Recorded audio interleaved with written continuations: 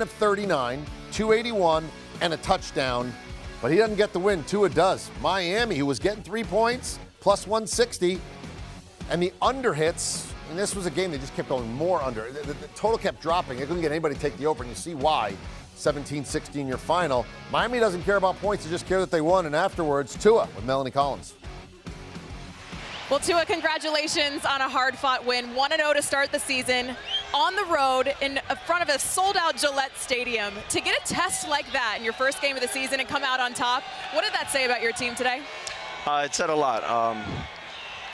I think us playing complementary football was the biggest thing coming into this game, and that's kind of what the emphasis with Coach Flores was throughout the week for all our guys. The defense complementing the offense complementing the defense, and then special teams as well. I think the defense did a great job getting us the ball back.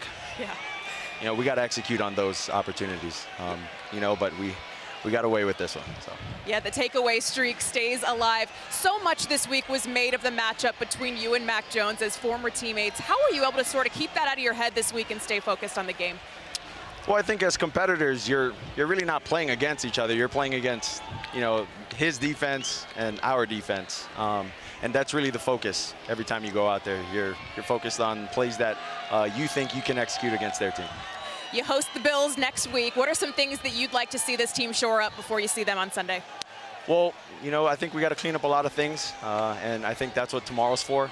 We'll get together, and we'll look over a lot of the things that we didn't do so well, and try to take, a lot of the things that we did take well into next week. Tua, congratulations on a great road win. Thank you. Thank you.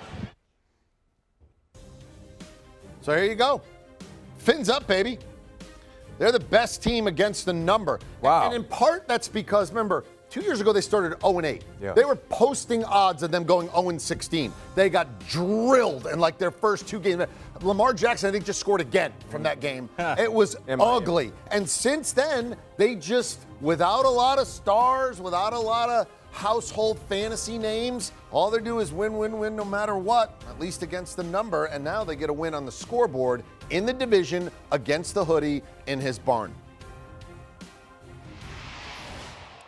All right, so there was the two quarterbacks was the story coming in, B-Mac. The three Alabama guys started today. Jalen Hurts got a win for the Eagles. But when you look at these two, give me a grade or, something approximate for those two guys. And who did you like better overall? I mean, forget the scoreboard. If Damian Harris doesn't fumble, one other team may have won. The guy who won may have nothing to do with either quarterback at the end of the day here. I mean, when you look at both quarterbacks, two young quarterbacks, I think they both have bright futures. But me personally, I like Mac Jones as a better passer. I think he's a smarter quarterback as well. He's more accurate.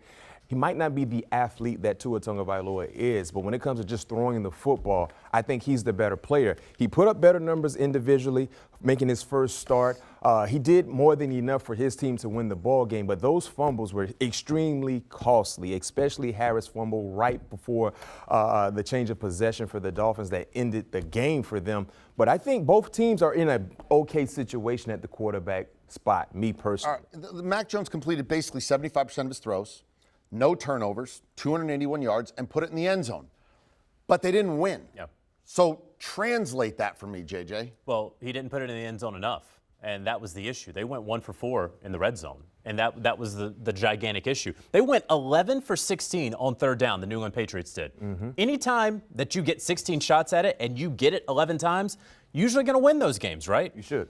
The fact is, so many of those that they didn't get happened in the red zone. Brian Flores' defense clamped down on them when it mattered most, made them kick field goals when they needed to score touchdowns. The Dolphins got it in the end zone twice. New England Patriots only got it in there once. Mac Jones has to be better, and the entire New England Patriots, because Damian Harris fumbled in the red zone. But the whole operation, the whole offensive unit has to be better in the red zone. It almost felt like a little bit of a Jared Goff when he was with the Rams, like, hey, whatever you do, don't make a mistake. And he didn't make any mistakes today, but if you only don't make mistakes, you may not make enough plays. You're going to lose. It's his first games. career start. They may bring him along slowly, but in this one, you probably needed him to make one more play. Although if Damian Harris doesn't fumble, they probably take the lead with 3 minutes to go, and they'd be exactly where they want it to be. So New England ultimately does not get it done. They fall to 0-1.